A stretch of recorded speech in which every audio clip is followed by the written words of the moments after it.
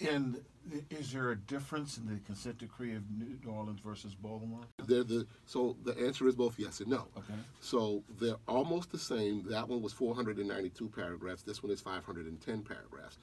They're really written to reform the whole police department. If you look at some other cities like Detroit or Los Angeles or Seattle, they only had to make a few changes.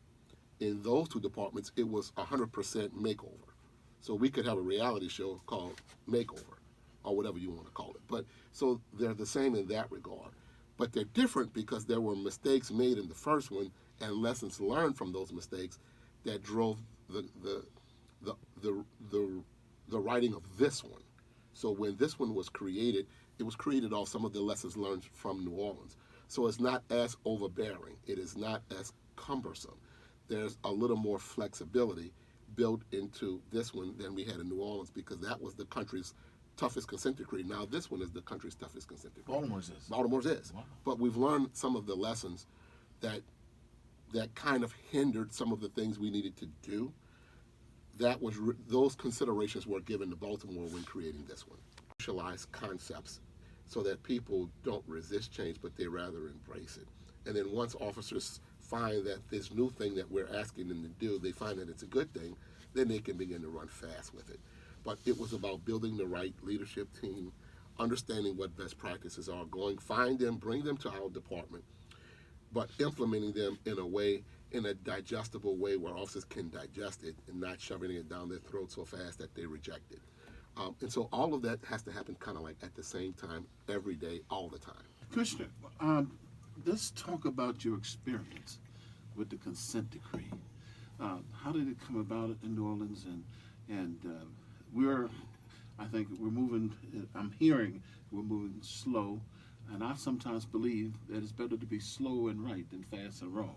So, but talk to us about the New Orleans experience. I became the chief in August of 2014. We were already 1 year into that consent decree, and the previous chief started it and had some ability to negotiate it and started it, but I became the chief 1 year in. And I immediately began to build the leadership team to put the people in place that had the will and the capacity to reform a department. And it took a couple of iterations. There were a few leadership changes we had to make along the way in my first and second year, but we inevitably came up with a great team of people who understood what reform was, who understood how to manage and lead people and hold people accountable and be transparent to the community. Inside the department and outside the department, be very transparent. And understanding what best practices were and how to build buy-in. So when you want to bring in something new that officers have not seen or done before, that they would resist, because people resist change at first. And one handshake, one good relationship at a time.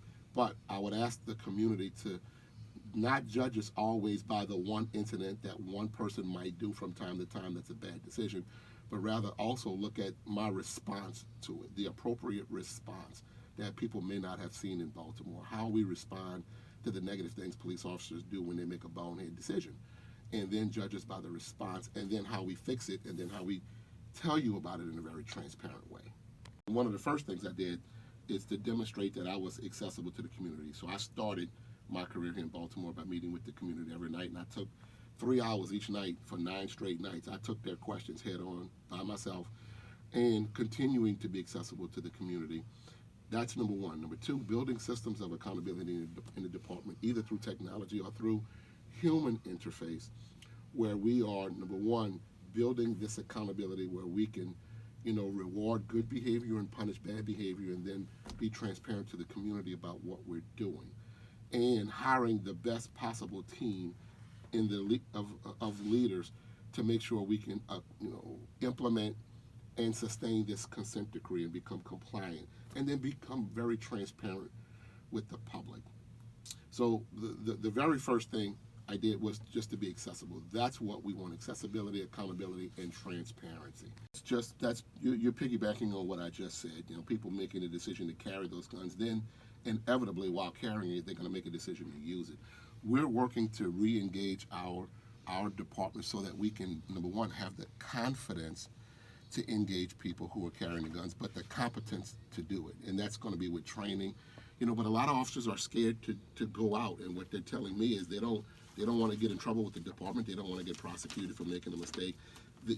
So I'm trying to work to re-engage, to train, and to build a level of competence and confidence in the officers to go out and be proactive, to go after these individuals who are illegally carrying these guns, who inevitably will use them. But we have to make sure that their skills are good enough to produce good enough police reports, that they make it through the state's attorney's office and the courts, so that those cases don't get watered down, and then we can really hold people accountable. That's the way to drive gun violence down. And what would be the commitment of the mayor and of the council to provide those resources of the state, and the opportunity to come and there was an opportunity for me to come and share some of the lessons I learned in New Orleans, having done the same thing in a city who had the highest murder rate in the country, the highest violence rate, was in a consent decree because of its corrupt practices over the years, and then helping to turn that around. But it wasn't just me, it's with the help of a great mayor, great council, great citizenry, and we turned that around over a number of years. And now is an opportunity to come to help Baltimore do the same thing, and it was the next step for me in my career. Whoa. By the way, I have a co-host. Coach? Yes, I have a question. Okay, now let you start, and then I'll